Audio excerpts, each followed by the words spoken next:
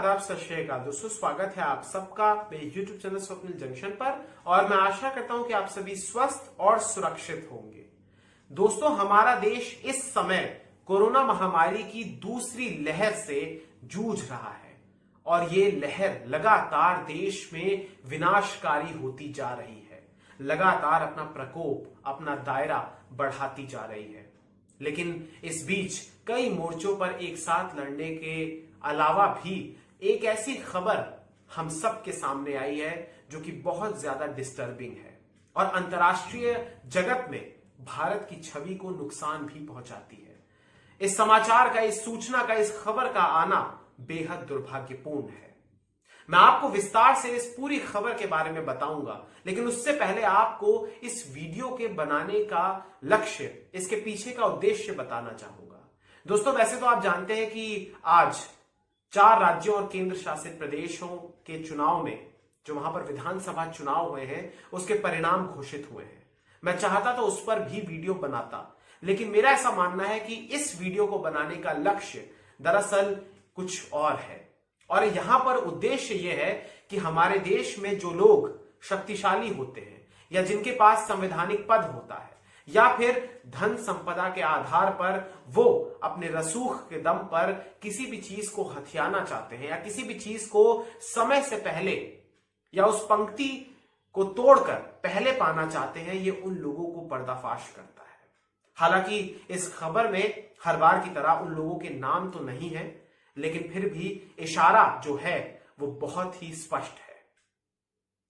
मैं आपको बताना चाहूंगा दोस्तों कि सीरम इंस्टीट्यूट ऑफ इंडिया, जो कि देश ही नहीं बल्कि दुनिया की सबसे बड़ी वैक्सीन निर्माता कंपनी है, इसके ओनर, इसके सीईओ यानी मुख्य कार्यकारी अधिकारी अदार पूनावाला, वो अपने परिवार संग, अपने पत्नी और अपने बच्चों के साथ लंदन चले गए हैं।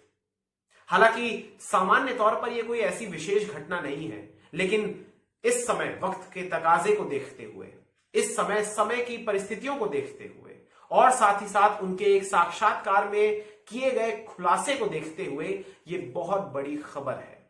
इसने सुर्खियां इसीलिए बटोरी है और जो उन्होंने बयान दिया है एक अखबार को, दरअसल ये समाचार पत्र ब्रिटेन का है और इसका नाम है द टाइम्स।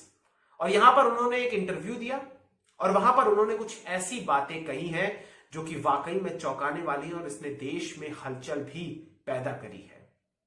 मैं आपको बताना चाहूंगा दोस्तों विस्तार से कि आखिर हुआ क्या है।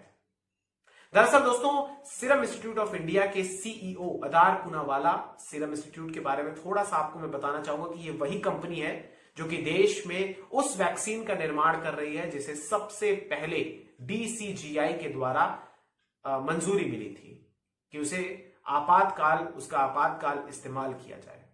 और इस समय 90% से ज्यादा टीके देश में इसी वैक्सीन के लगे और नाम है वैक्सीन का कोविशील्ड। इसी के सीईओ है अदार पूनावाला और पुणे में इनका प्लांट है वैक्सीन का निर्माण का।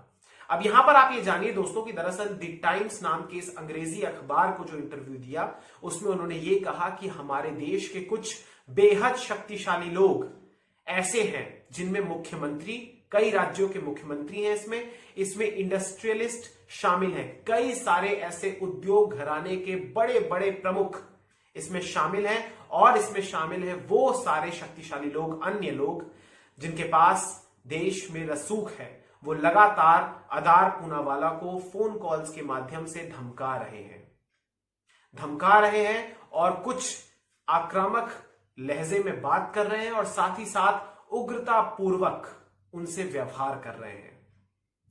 अदार पूनावाला के अनुसार उन्होंने जो इंटरव्यू दिया उसमें उन्होंने कहा कि ये लोग दरअसल उन पर प्रेशर बना रहे हैं, उन पर दबाव बना रहे हैं कि किसी प्रकार से सबसे पहले उन्हें वैक्सीन मिल जाए। मैं आपको अगर बताऊं तो बकौल अदार पूनावाला उन्होंने क्या बयान दिया, इसे आप ध्यान से सुनिएगा।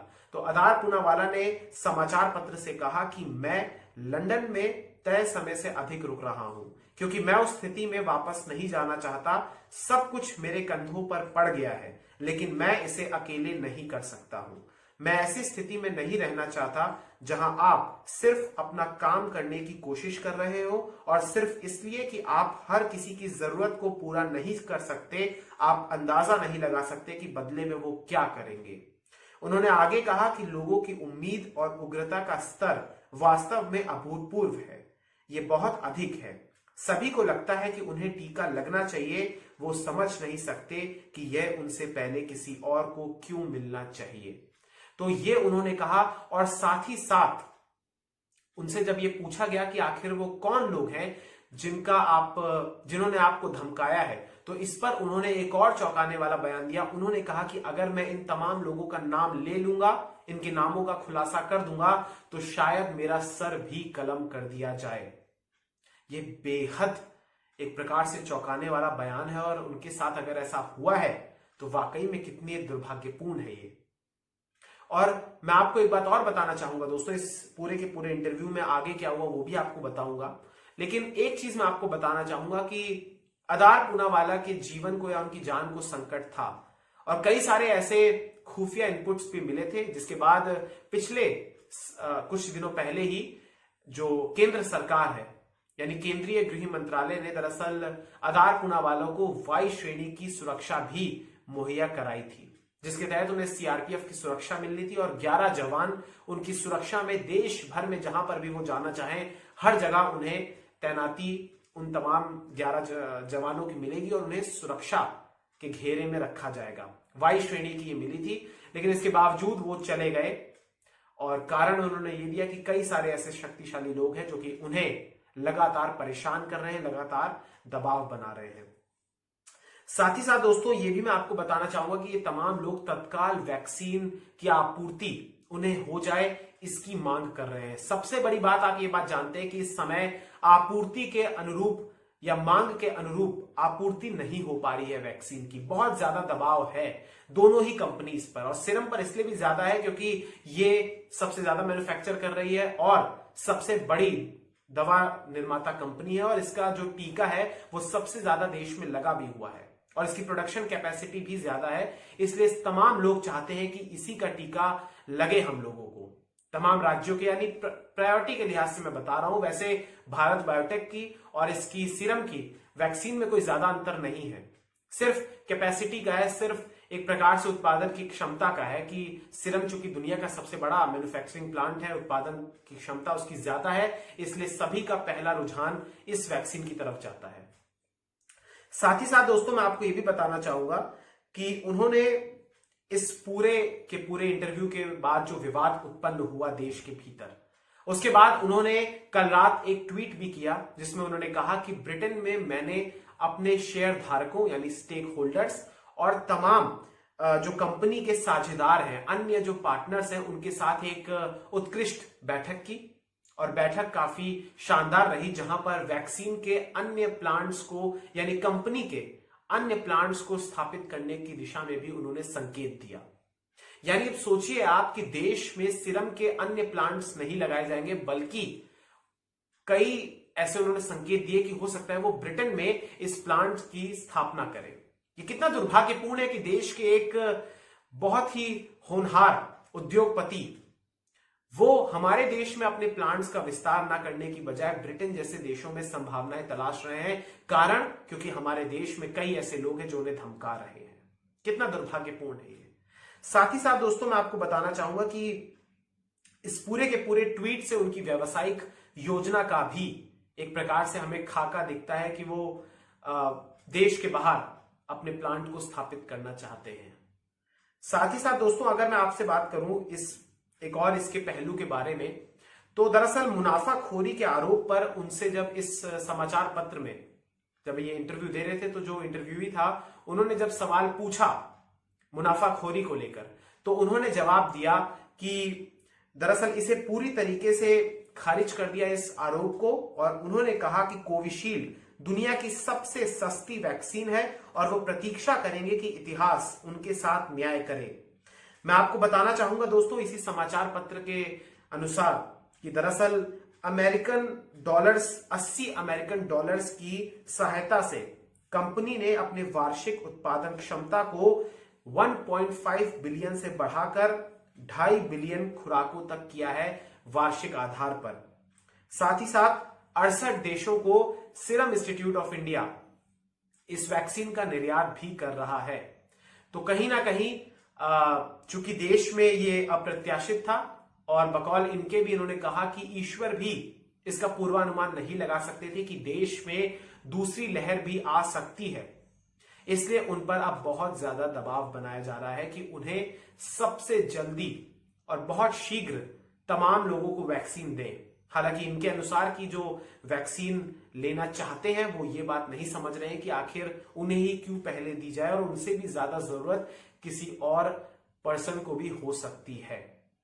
तो ये दोस्तों पूरा का पूरा एक प्रकार से इस वीडियो के बारे में था और इस खबर के बारे में था। और मैं आपको बताना चाहूंगा कि दरअसल ये जो उन्होंने यात्रा की है या ये जो वहां पर अभी गए हैं ये तब गए हैं, इसकी टाइमिंग पर इसलिए देखिए आप क्या है कि दरअसल ब्रिटेन ने भारतीयों के, भारत के नागरिकों की यात्रा पर प्रतिबंध लगाने से चंद दिन पहले ही ये ब्रिटेन गए हैं। और इन्होंने अभी कल रात को जो ट्वीट किया जिसमें इन्होंने अपनी बैठक को उत्कृष्ट बताया जो कि वहां पर इन्होंने अपने स्टेक होल्डर्स और पार्टनर्स के साथ की।